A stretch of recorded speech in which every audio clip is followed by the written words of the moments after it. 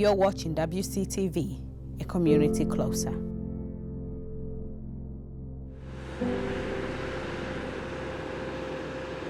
In today's segment, the power of heart and the ability to relate from common struggles. Joseph Mullin, a resident of Wareham, is a man in a mission to save 1,000. I'm at the point now is I couldn't back out of this if I wanted to. It's everything's gone too far, and it's grown bigger than me. Mullin, who served as a jet mechanic during the Vietnam War, 1970 to 1974, chokes up as he tries to suppress the memories. Even though it has been 42 years since Mullin identified himself as a soldier, the nightmares from the experiences he encountered during the war will forever remain ageless. He struggled with discrimination when he returned home, and in his later years, he ended up developing post-traumatic stress disorder, a demon that many veterans, no matter which war or time they served, cannot escape. I served during the Vietnam War, even though I didn't go in country. But the thing is I got treated the same way that those guys did. I've been refused jobs.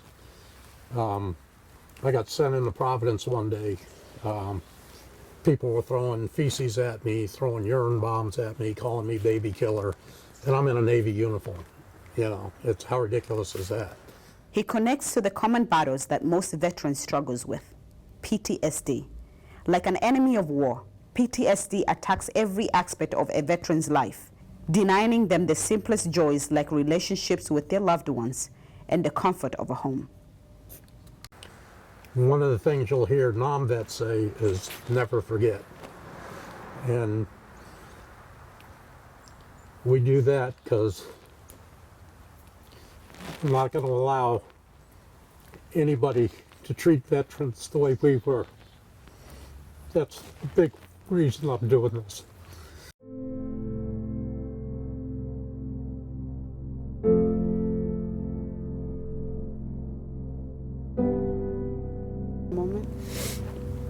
So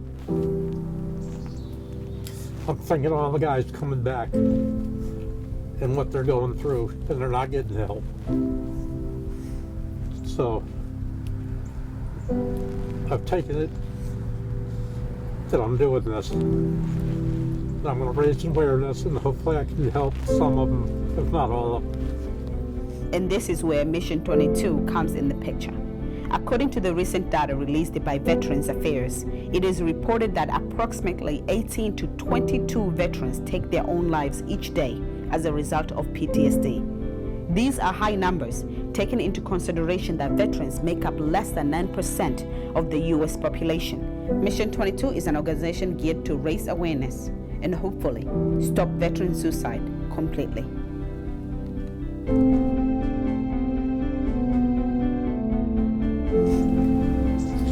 As you can see on my kayak, the Mission 22 sticker's already there. So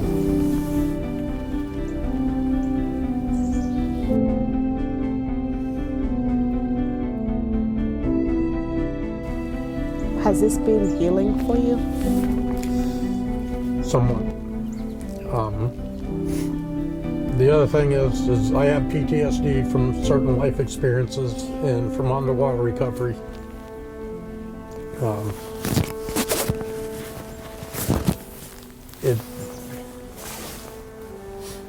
If you have an episode, if you could even try to imagine that you've got 20, 30 different feelings happening all at the same time, you don't know which one to start with, you know. There's depression, there's anxiety, there's confusion, there's fight or flight, there's, you know, and all this is happening at once. And some people don't know how to handle that. And in the service, you're taught to be strong. You always got to be strong. You got to be strong for yourself. You got to be strong for the guys on either side of you.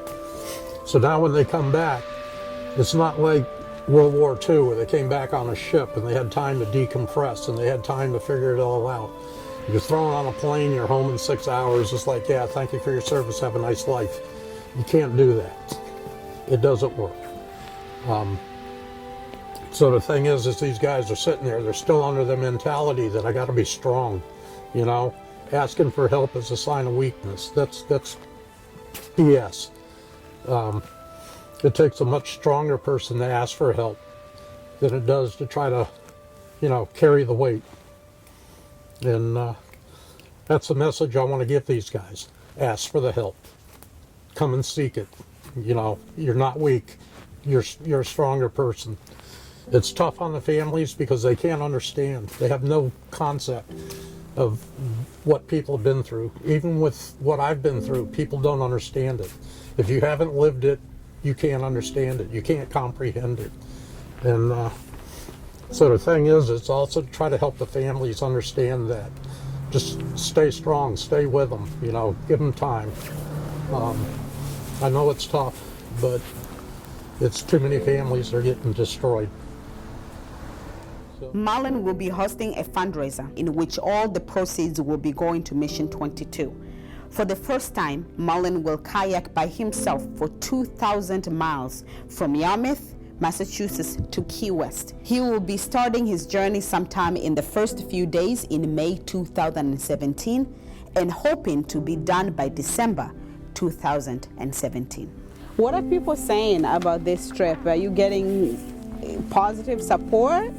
Or is it a mix of everything? It's a mix. Most people think I'm nuts. Okay. Other people think it's fantastic. But I've grown up, I've been around the ocean all my life. I started out surfing in Virginia Beach in North Carolina, and was in 2 East Coast Surfing Championships in 68 and 69. Oop, gave away my age. I've been avidly kayaking year-round, building up my gear as I go along. And do you think that's enough, though, to do the distance that you're planning to do? 2,000 miles, that's a long distance. Yes, because I'm doing 40 miles just practicing. You sound very confident. Is there anything that you are worried about? Yes, you're always worried. Oh, okay. That's what keeps you alive, is worried. What are you worried about?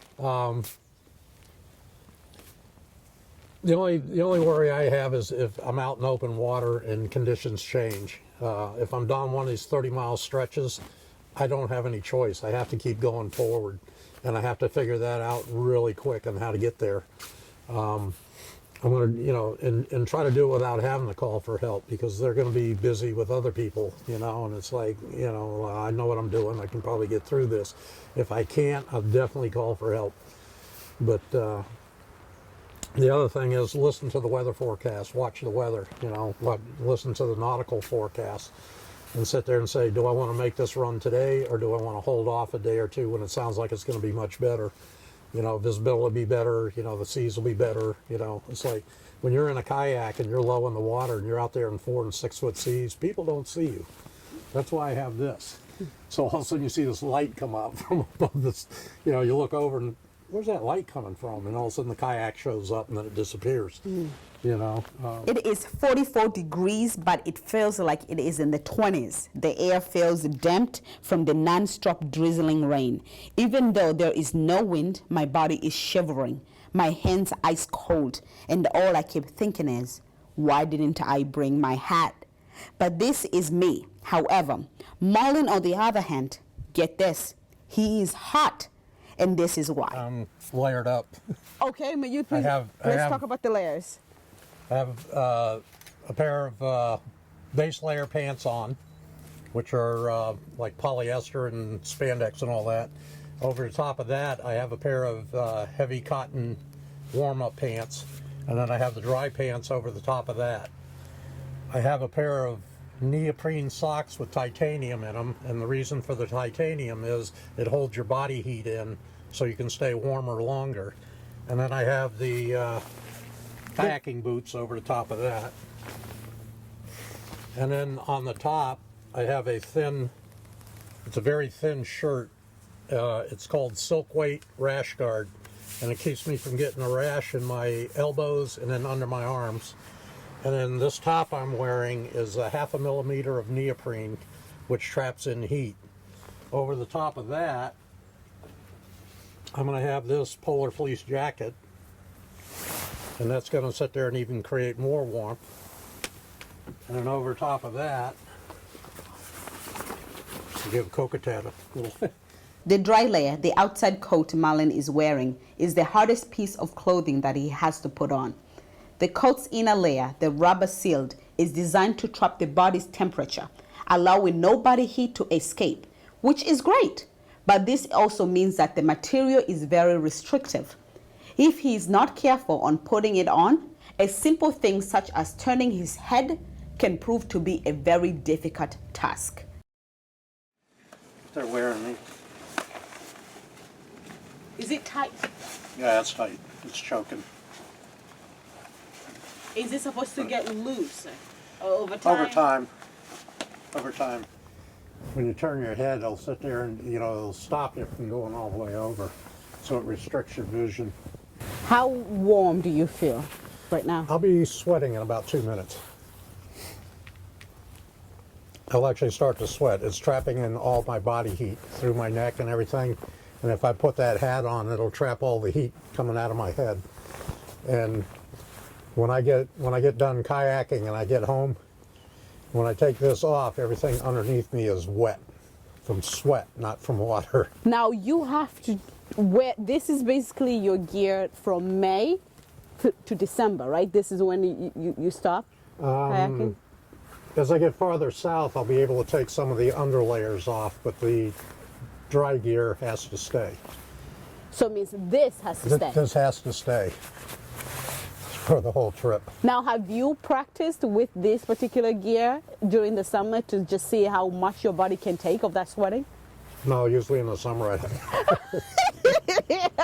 To ordinary eyes like mine, this kayak is just small enough to fit one person.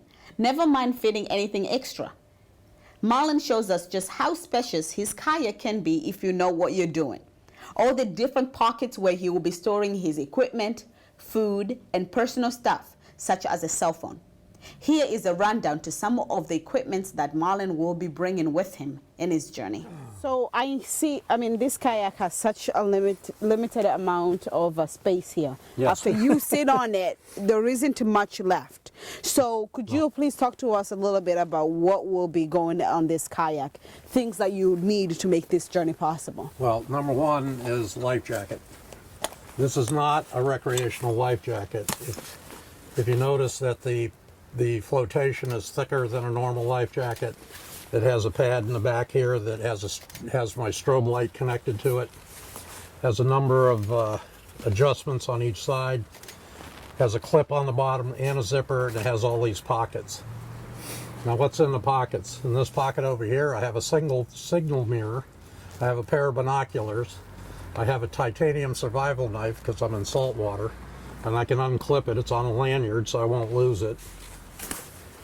On this side, there's a whistle in the pocket up here. There's an air horn down in this pocket. This is my marine radio.